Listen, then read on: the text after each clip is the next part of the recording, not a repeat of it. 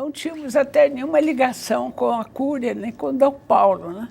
Mas com o desenrolar dos acontecimentos e o ambiente carregado das prisões, das perseguições, desaparecimentos, muita gente procurava Dom Paulo como auxílio, né?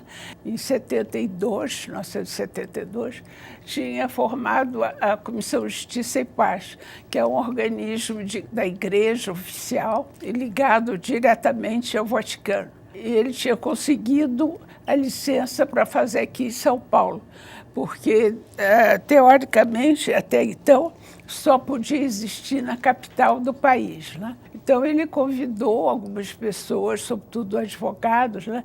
Professores da USP, enfim, os advogados, alguns aceitaram, parece, por incrível que pareça, muitos não aceitaram, ficaram com medo, sabe, de entrar. No estatuto da comissão, era preciso ter um operário, um estudante e uma mulher, pelo menos. Para uma mulher comum, de classe média, né, e que lia jornais, procurava se informar, mas não estava a par dos detalhes do que estava se passando. Então, para mim, foi um choque enorme, sabe, o contato nas reuniões com a realidade que estava escondida para nós, né?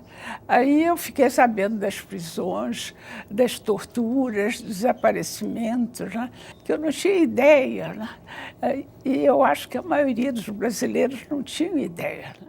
Como eu era disponível, Dom Paulo pediu que eu recebesse as pessoas, porque ele não tinha tempo de ouvir todas, né? As pessoas que nos procuravam, e eram as mais variadas possíveis, nunca nós perguntamos que partido você é, qual é a sua religião. Isso não contava, era uma pessoa humana que estava em dificuldades, que estava sofrendo. Então, o nosso motivo era uma motivação realmente cristã. Não tinha coloração nenhuma de partido, nem de etiqueta dessa ou daquela religião. Era uma pessoa humana em dificuldade, sabe? Nós dávamos o apoio, primeiro ouvir, né? Porque eles muito desesperados, sabe que vinha gente de outros estados para procurar Dom Paulo, porque sabiam que Dom Paulo os acolhia, né? Dom Paulo teve um papel importantíssimo nessa época, sabe? Era um dos poucos lugares no Brasil que acolhiam assim, com essa generosidade, as pessoas perseguidas. Todo mundo tinha medo, sabe? A gente recebia as pessoas e encaminhava para os advogados para fazer, algumas vezes era possível alguma coisa, e procurávamos, de algum modo, saber onde estavam essas pessoas, né, com os contatos, e procurando, investigando nas prisões. E, sobretudo, a gente denunciava no exterior.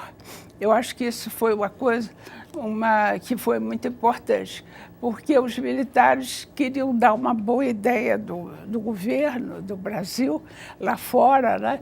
Então ficavam muito aborrecidos quando chegava notícia lá fora das denúncias, né?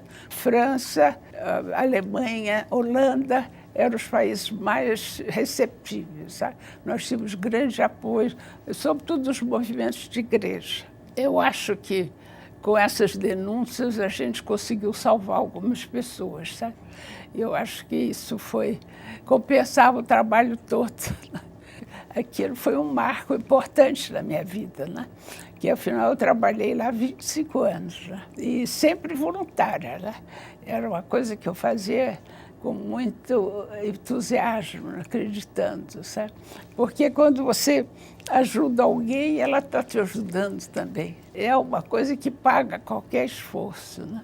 Eu acho que eu considero que foi uma grande sorte da minha vida fazer parte da Comissão de Justiça e Paz e trabalhar lá com Dom Paulo, sobretudo, sabe?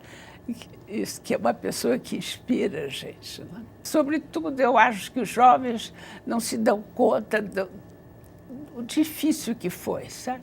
E dessa parte tão injusta, né? Dessas torturas, dessas pessoas que foram sacrificadas, jovens como eles, né? E isso deixa uma marca muito grande nas pessoas. Fica como uma cicatriz que parece que não fecha, né? Mas, sabe, e às vezes é tão difícil transmitir isso que a gente fica aflita, sabe, de não poder dizer exatamente, para que isso não aconteça mais, que a gente é responsável do futuro. Então, tem que trabalhar hoje, no presente, para construir esse futuro, né? Para impedir que isso volte e que isso tem uma série de consequências, né? Não é só impedir a tortura, é você criar uma sociedade mais justa, né? Mais fraterna, mais tolerante, né? E com um ideal, sabe?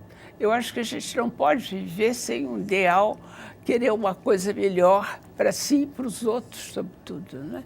Eu acho que senão não vale a pena viver.